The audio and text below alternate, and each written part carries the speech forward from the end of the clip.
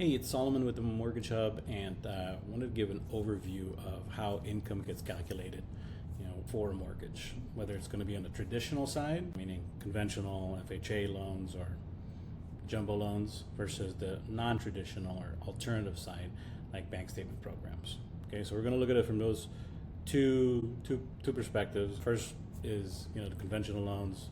The most straightforward approach would be conventional loan and straight salary or hourly, full-time hourly, right? All they're going to do is make sure that your monthly income lines up with your year-to-date average. Those match, no problem, good to go.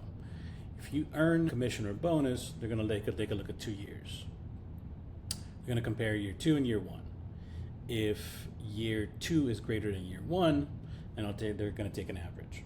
If year 1 is greater than year 2, then they're going to take year 1, right? So they're always going to take the most conservative approach when looking at bonus or commission income, right?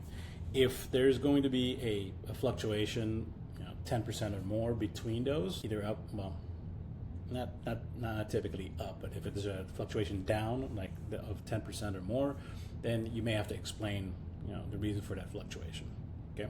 Next one would be variable income. So variable income is anything that's, let's say, hourly, and you're not working 36 hours every week, which is then considered full time, but it's 40 hours, 32 hours, kind of just fluctuates, right? Same thing for something like seasonal income. Then when you have fluctuations in your weekly or bi-weekly pay, whatever pay period you have, it's going to be considered variable income. So when they look at variable income, again, they're looking at it from a more conservative approach. So they'll take a look at 2 years plus year to date, and they're going to take a look at the trend there. The trend's increasing over those 2 years plus year to date. They're going to use an average. If the trend is decreasing and it's not more than 10%, right, which won't then have to explain, they're going to use the more conservative calculation within that 2 years plus year to date average. Okay. The second part of the conventional loan would be conventional loans or FHA loans or jumbo loans. So the traditional loans would be self-employed income, right? So self-employed income, obviously tax returns. You're going to take a look at 2 years. I have another video which I'll link here in the description that goes into the specifics of when can you use 1 or 2 years. So take a look at that. But when they're taking a look at the 2-year income on a self-employed borrower on the conventional side, they're going to do take again, the same more conservative approach, right? So year 1 over year 2, compare those two. If you see the trend is increasing, then they're going to use an average. If year 1 was less than year 2, they're going to use year 1. And again, same thing. If there's a decline more than 10%, they're going to just ask to explain, okay, what led to that decline. And it's most of the time it's easy to explain. There's normal fluctuations, market conditions, etc. Right? So you just got to explain that piece. The second part of this, so that was the first part, the traditional route. If you're looking at it from the non-traditional, right, or alternative documentation, pretty much mainly bank statement programs. You're going to look at 12-month bank statement programs. You can have another video which I'll link to that goes into the specific detail of how it's calculated within those 12 months of deposits.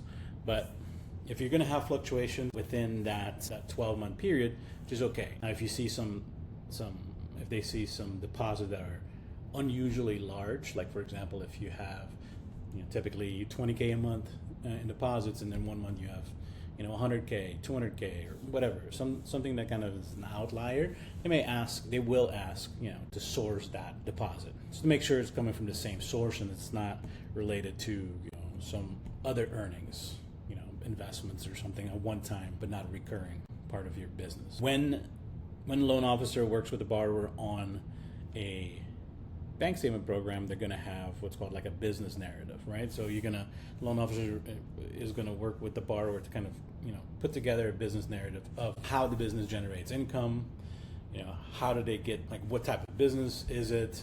It's service related? Is it product related? Do they carry inventory? Just specifics of the business. And also that goes over the payment information. How do you get paid? How often do you get paid? Right? So you get quarterly payments, this is monthly payments.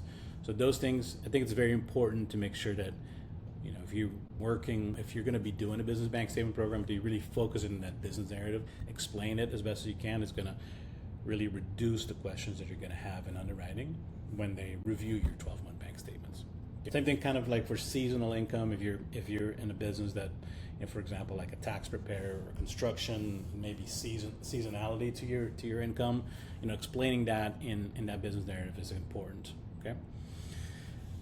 So really, there's going to be some exceptions, obviously, from the the examples that I gave, and I'm more happy to go over that in detail. Just feel free to give me a call or book a call via my Calendly, and we'll take a look. All right. Thanks.